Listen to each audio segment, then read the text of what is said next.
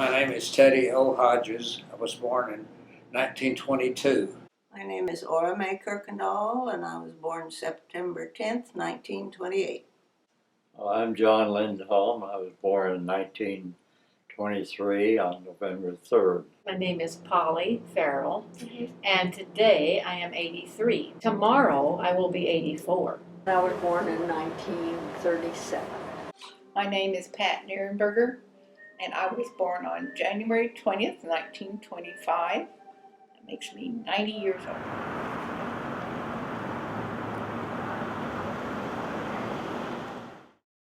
I went to a rural one-room schoolhouse.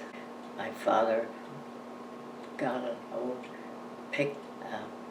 panel truck, put benches in it, and picked up kids on the way to school. We were 6 miles from town. I didn't know what the Depression was because that was just life. We all had basically the same thing, nothing. And so, we didn't have nothing, but we just didn't have money for extra things.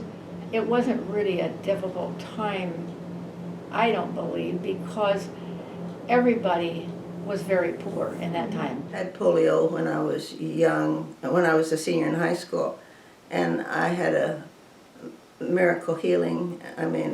The feeling and the reflexes had gone out of my right side, and I heard the doctor tell my mother that the nurse actually, he told her to start the kidney treatment. Well, I saw Jesus, and I knew I was going to be okay, and have been ever since. Both my mother died when I was in high school, and my father died while I was in college. In that day and age, you were kind of expected, girls were expected to marry. You could go to college, but all you were going for was to catch a man. When did you get married, dear? 1947. What day? Oh, what day? June? June 8th. Well, that's 68 years and something. How do you put up with them for so long? Well, it's not easy. No, I've never married. I've had dogs. My dog's name's Jenny, but she's just the last one. We got married on May the 26th, 1948.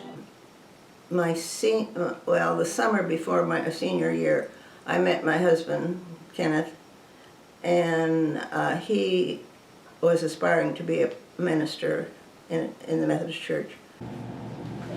We married in 1948, so I guess that was 67 years ago.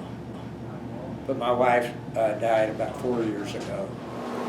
And when I graduated, it was in 1941, start of World War II. And so I joined the Marine Corps. When the Lord did call up age to 18, my folks said, go ahead and enlist if you want to. And my draft board did too.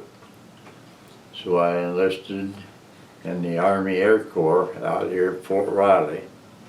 So I was sworn in to the Army in December 12th in 42. I came back to K-State in January of 46. And I got my bachelor's degree in mechanical engineering and a bachelor's degree in business administration. Went over to KU for a couple of years and taught, and finished up my master's degree in mechanical. Then I went to Purdue and got my doctorate. My husband died very suddenly of a massive heart attack at age 30. And so here I am, 28, pregnant, and with a 4.5-year-old. Obviously, that was a very difficult time for me, but because I had a 4-year-old and I was expecting another child, I couldn't just curl up in a ball in the corner and quit living. I had too much responsibility. He had a nervous breakdown and ended up in Topeka State Hospital for 2.5 years and had electric shock and insulin shock treatments. And finally, after 2.5 years, one of the doctors said he was ready to get out. So even before he went to the hospital, I I knew that something was very wrong with him. I didn't know what. And one day I went for a walk and I just prayed. And God told me that he was going to be okay. Well, great. But it was like 13 years later when the rest of the story that I'll tell you. And I kept saying, God, you said he was going to be okay. But I learned a lesson that our time isn't always God's time. God knew the right time. I have the girl that's out there with her dad, and then we lost 3, and then we adopted 2 boys. Anyway, after my kids were both out of high school and in college, I looked to go back into extension work, and I did. Then I took a job in Colby as the Northwest Kansas Extension Home Economist. I went back to school when our one kid was out of the nest and 2 of them were in high school. After I retired from extension, I did start another career because I had always wanted to be a public speaker. And so I had a public speaking career for 20 years after I retired. There was 1 year in there that I finally let other people convince me that I should charge a fee. So then I set fees. And that was the most miserable year because I just did not like that. It was just like, I just wasn't right for what I was doing. So I think after our children were gone and I was retired, we chose to spend more time together doing things that we could do together. So we traveled and we did a lot of outdoor type things. Primarily fishing. We camped out a lot, but we traveled a lot. We went to 46 of the 48 continental states. We had 6 weeks in Europe. We had 2 years in Egypt. Carlos Hanstead, who I met when I was working, and I went traveling. We did a lot of traveling and started in 1952. We borrowed a sleeping bag and a ground cover, a tarp, a piece, and went from northeast Kansas, where we were both working in extension at that time, and went to Seattle, Washington. Well, not quite the world. I've never been to Africa. You know, I knew that at some point in my life, when the time was right, I would move here. This has always been my retirement goal, was to live in Meadowlark Hills. Somehow people have the feeling that wherever they live, that before here, that is home.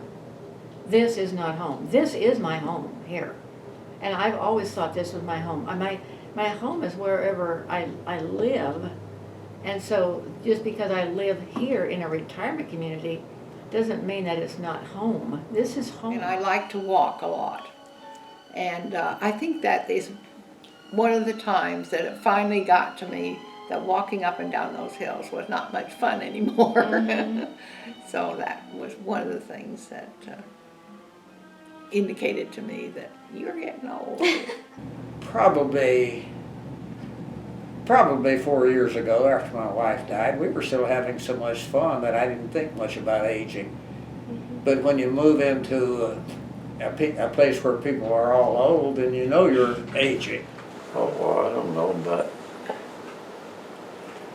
6, 7 years ago, it was becoming apparent that I had to quit basketball playing.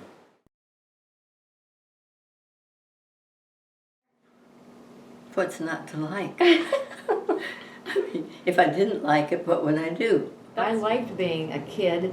I liked being a teenager. I liked being a young adult. I don't want to go back and be a teenager again, but I liked it when I was one. And I liked it when I was kind of middle-aged. And I like it now that I'm old. Every age has wonderful things about it, and there are also disadvantages. Obviously, at 83, I can't do everything I did when I was 23. I don't care. I don't want to do all those things.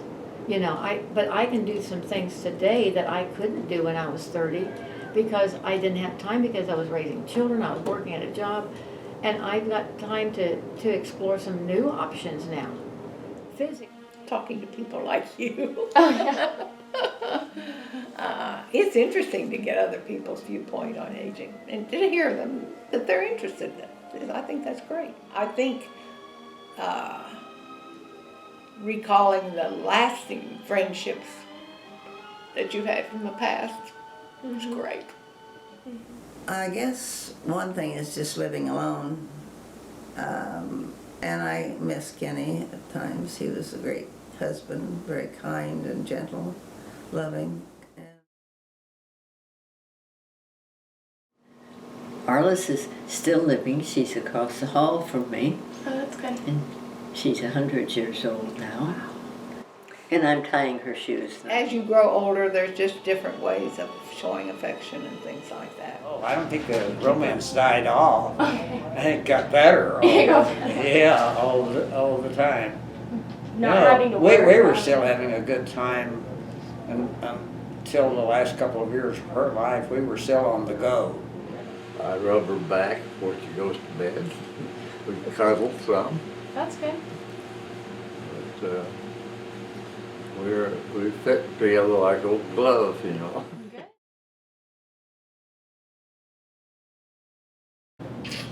I think I would.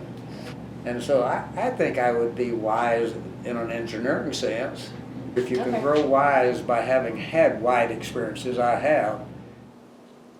I'm just me. I'm not wise. Just maybe an interesting old lady.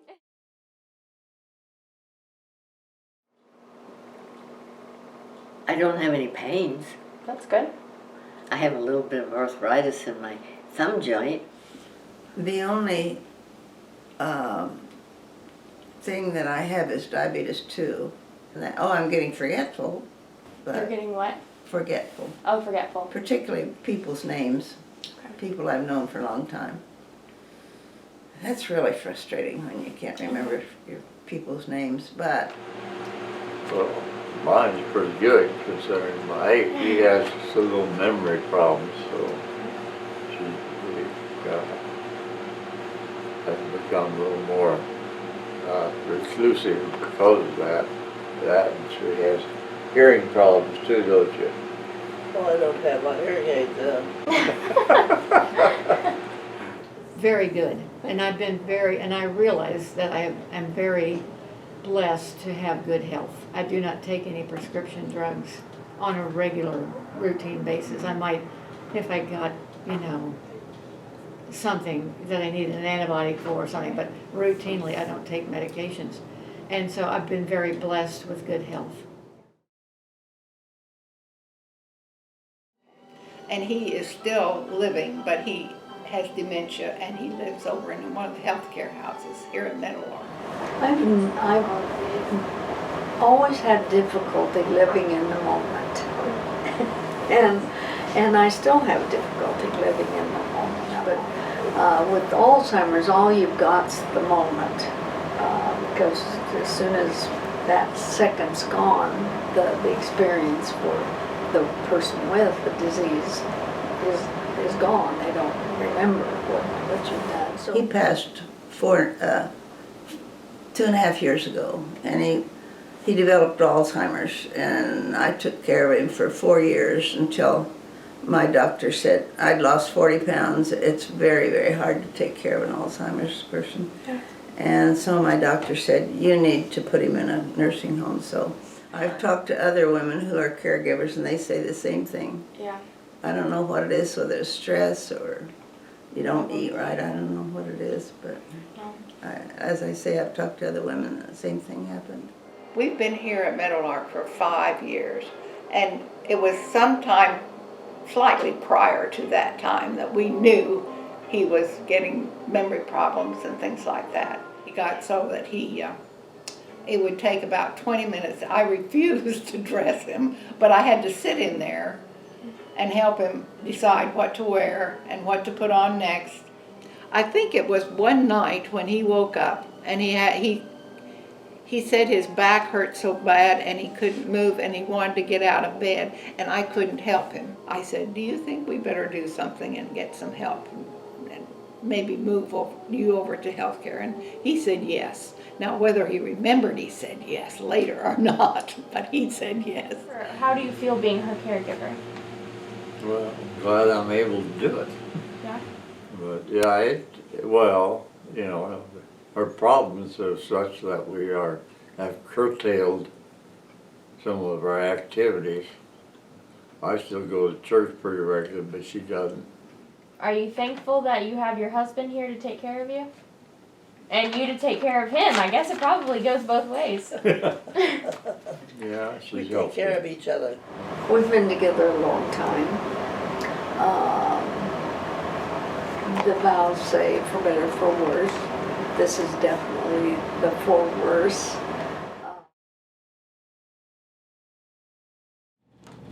Yeah, I enjoy life. You have to face the fact that when you don't have your mate, life changes, and you don't do as much. Spend lots of time not doing anything, or that's true for me. Well, I stayed in a house by myself for a year, and just day by day you try to get out and do something, but you can't get your mind off of what's just happened. And here, there is some help in that because there are a lot of people with similar type things. It's not a big deal for me. I'm ready for it. So I don't mind answering. In fact, I sort of look forward to it because in my basic belief, I will see her again. I've never thought of that.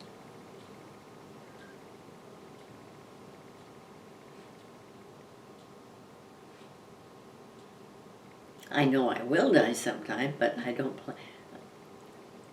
plan to. I'm ready to go anytime. Just anytime. Yeah. I just don't want to. I don't want to have to go through what Kenny went through with Alzheimer's. Well, I wouldn't want to change it for nothing. Good. But I wouldn't want to go through the war again either, particularly. Well, no, I just enjoy life, and as long as I can enjoy life, well, I want to keep on living. I think it's helpful to have a spouse to share things with. Cry on her shoulder if I have to.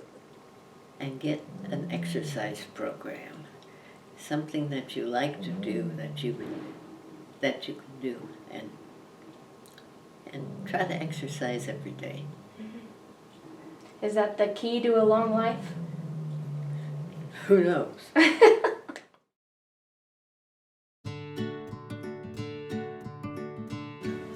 I think you just need to do the best you can at whatever you decide to do. But try not to do anything really stupid. But you have to be able to laugh too, incidentally. Yeah, you have to see the humor and the happiness of things. Aging is about as individual as a person.